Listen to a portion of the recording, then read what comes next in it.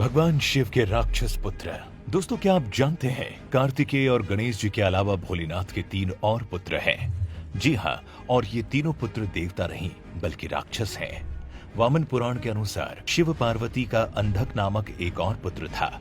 एक बार माता पार्वती ने पीछे से आकर भगवान शिव की आंखों को बंद कर दिया, जिसके बाद कुछ पल के लिए पूरे संसार में अंधेरा छा गया।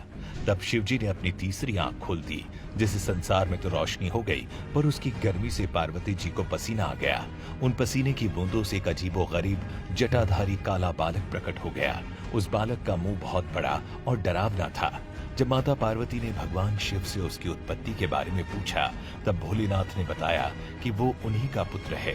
अंधकार में जन्म लेने के कारण उसका नाम अंधक रखा गया। कुछ समय बाद दैत्य हिरण्याक्ष के पुत्र प्राप्ति का वर मांगने पर भगवान शिव ने अंधक को उन्हें पुत्र के रूप में दे दिया।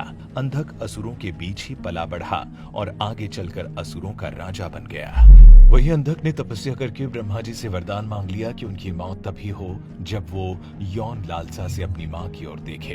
अंधक ने सोचा कि ऐसा कभी नहीं होगा, क्योंकि उसकी कोई माँ नहीं है। वरदान मिलने के बाद अंधक देवताओं को परास्त करने तीनों लोगों का राजा बन गया। कुछ समय बीत जाने के बाद अंधक ने तीनों लोगों की सबसे सुंदर स्त्री से शादी करने का फैसला किया। उसे पता चला कि तीनों लोगों में पार्वती जी से सुंदर कोई नहीं है। उसने पार्वती जी के सामने शादी का प्रस्ताव रखा, पर माता ने मना कर दिया, जिसके बाद उसने उनके साथ जबरदस्ती की। तभी वहां शिव जी पहुंच गए और उन्होंने ही अंधक को बताया कि पार्वती माता ही उनकी माँ है, जिसके बाद उन्होंने अंधक का वध कर दिया। अंधक के अलावा भोलेनाथ के दूसरे राक्षस पुत्र का नाम है जालंधर, जिसका वर्णन शिव पुराण में है। एक बार देवराज इंद्र बृहस्पति के साथ शिव जी के दर्शन के लिए कैलाश पर्वत पर जा रहे थे। उधर महादेव ने इंद्र की परीक्षा लेने का सोचा और जोगी का रूप धारण करके उनके रास्ते में बैठ गए। जब जोगी रास्ते के बीच से नहीं हटा, तब देवराज इंद्र क्रोधित हो उठे और उन्होंने अपने वज्र से जोगी पर आक्रमण करने का प्रयास किया।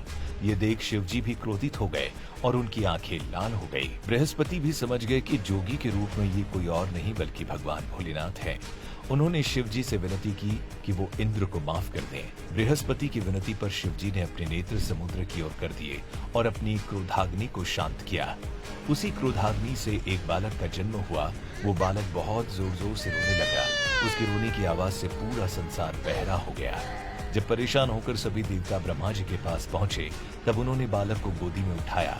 तब उसने ब्रह्मा जी का गला बहुत जोर से पकड़ लिया, जिस कारण उनके आंसू आ गए। जिसके बाद ब्रह्मा ने इस बालक का नाम जालंधर रखा। वही समुद्र ने उसका पालन पोषण किया। एक बार जालंधर ने देवताओं की पत्नियों को सताना शुरू कर दिया और इसी के चलते वो कैलाश भी पहुंचा, जहां उसने पार्वती जी को अपने अधीन करना चाहा। ये देखकर पार्वती जी क्रोधित हो उठी, जिसके बाद से शिव और जालंधर के बीच युद्ध हो गया।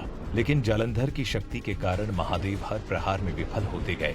लेकिन कहा जाता है कि उसकी शक्तियों की असली वजह उसकी पतिव्रता पत्नी थी।